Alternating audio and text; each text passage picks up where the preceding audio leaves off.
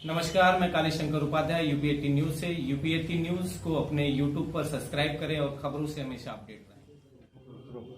मतलब ये बताइए, जिस तरह से कोरोना का निकल चल रहा है तो इसके लिए क्या करें? देखिए, जिस कोरोना की चर्चा आप लोग कर रहे हैं या देश कर रहा है, इससे खतरनाक तो भारतीय जनता पार्टी की सरकार है। हम लोग पहले भारतीय जनता पार्टी की सरकार से बचें, उसके बाद कोरोना तो अपने आप खत्म होने जा रहा है। आज सोमवार है, अगले रविवार तक ये कोरोना का नाम लेने वाला कोई नहीं रहेगा, ये अपने आप खत्म हो जाएगा।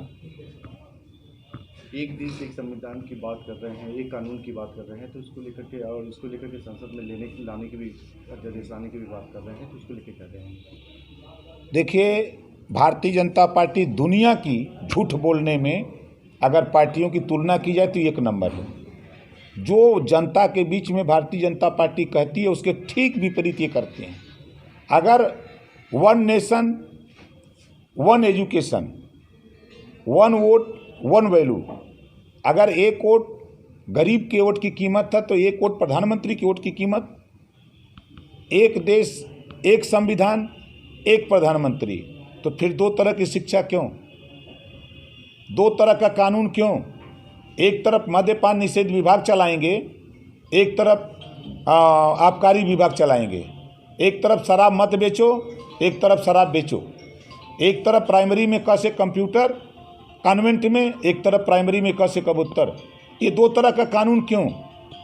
आप चीन को लाइसेंस दोगे कि आओ उपभोक्ता बाजार पे अपना मार्केट करो, और नौजवानों को कहोगे 2 करोड़ नौकरी देंगे, और 2 करोड़ नौकरी देने के बजाय आज़ादी के बाद पहले प्रधानमंत्री माननीय नरेंद्र मोदी जी हैं, जो देश में सबसे ज़्यादा नौकरी छीनने वालों का लिस्ट में नंबर 1 पर हैं, जिन्होंने लगभग 5 करोड़ लोगों की नौकरी छीन लिया।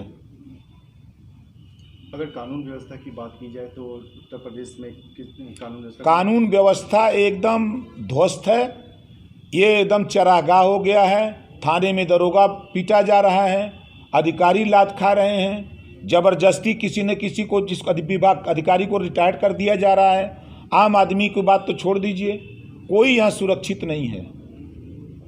योगी राज में आप देख रहे हैं कि ये जो शुरू किए हुए हैं, इन्होंने गौशाला बनाया गाय की सुरक्षा के लिए, और कोई ऐसी गौशाला हमको बता दे जिसमें हफ्ते में 5-6 गाय न मरती हो।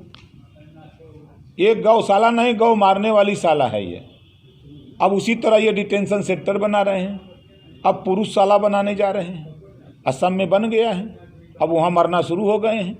उसी तरह ये ले आ रहे हैं CA NPR और NRC, तो छाटेंगे गरीबों को और छांट करके ले जाएंगे डिटेंशन सेंटर में, तो वहाँ बनाएंगे इनको कि भाई अब जैसे गौशाला की तरह ये पुरुषशाला है। तो यहाँ गौशाला नहीं, गौ मारने वाला शाला है, तो उसी तरह यहाँ पुरुष मारने वाला वो आश्रम बनेगा। न लोगों को राशन मिलेगा और खाने बगैर लोग मरेंगे। मध्य प्रदेश में जिस तरह से भी सियासत गरमाया हुआ है और ज्योतिरादित्य सिंधिया ने जो है इस्तीफा देकर, कांग्रेस इस्तीफा देकर भाजपा में शामिल हो गए हैं, इसको लेकर के आप क्या कहें? देखिए, इस देश में नेताओं का कल्चर, हम तो समझते हैं कि वो एक वेश्या है। हम तो ऐसे लोगों की वेश्या से तुलना करते हैं। कल तक बहुत अच्छे राहुल गांधी थे और आज बहुत बुरे हो गए। अपने स्वार्थ में जाते हो, भागते हो। जनता ने तुझे वोट दिया था कांग्रेस की सरकार बनाने के लिए, और जनता को धोखा देकर के तुम अपने स्वार्थ में भाग रहे हो। ये वेश्या लोग हैं, आज यहाँ कल हुआ परसों हुआ करते हैं। राजनीति करना है तो एक जगह करो।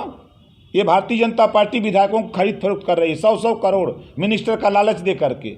विधायक अपने पिता से मिलना चाहता, नहीं मिलने दिया जा रहा है, अपने परिवार से नहीं मिलने दिया जा रहा है। यह भारतीय जनता पार्टी का कल्चर। तो पैसे के बल पर ये देश को लूट करके, आप देखिए RBI का चीफ गुजराती, ED का चीफ गुजराती, CBI का चीफ गुजराती, गृह मंत्री गुजराती, प्रधानमंत्री गुजराती, उत्तर प्रदेश का राज्यपाल गुजराती, पूरे देश के बड़े बड़े जितने भी ठेके पट्टे हैं सब गुजरातियों के हाथ में।